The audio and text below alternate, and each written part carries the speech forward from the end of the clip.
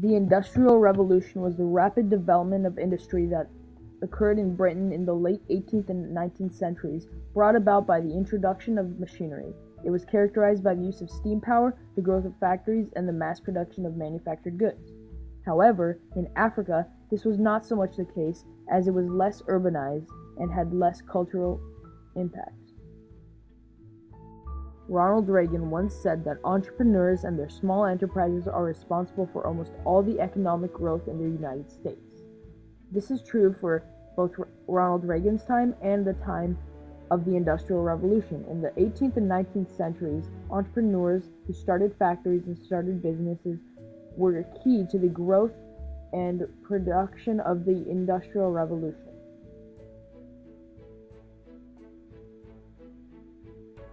New products, like diamond and gold, influenced the colonization and urbanization of African society. Prisoners of war became slaves and factory workers in both the Americas and Europe.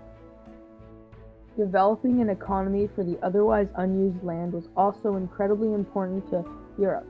In fact, by the end of the Industrial Revolution, Europe had claimed almost all of Africa. While Africa was used mainly as a cotton plantation, it was also used to produce fine minerals like gold, silver, and diamonds. By the end of the Industrial Revolution, Africa was much more urbanized than it had been previously.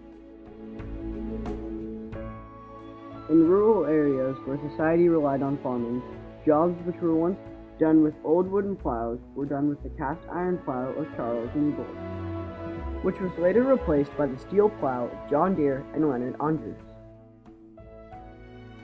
The means by which farmers in rural areas made cotton drastically changed when Eli Whitney invented the cotton gin. By the end of the Industrial Revolution, most all rural areas had died out and transformed into urbanized villages. Eric E. Williams once said, "It was the Negro slaves who made these cotton plantations the best cotton plantations ever recorded." During this time, not much segregation was suffered towards African Americans. However, in the 20th and 19th centuries, African Americans suffered widespread discrimination. When talking about the Industrial Revolution, David R. Brower once said, "We began applying energy in vast amounts to tools with which we began tearing the environment apart." The Industrial Revolution left the world with environmental issues such as water pollution and air pollution that are still existent today.